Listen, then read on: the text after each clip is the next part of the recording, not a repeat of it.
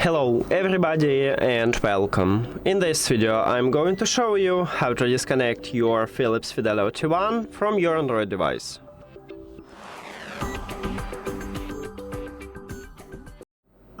You have to start by open Settings and then go to the Bluetooth or connected devices.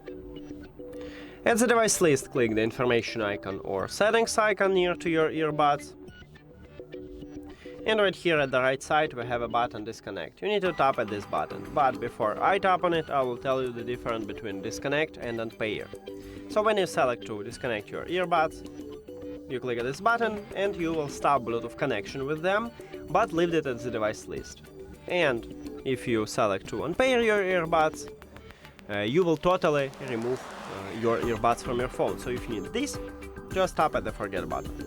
Now let's disconnect it, and as I said, I have it at the device list, but I stop Bluetooth connection with them, and I can easily reconnect them by just tap on them.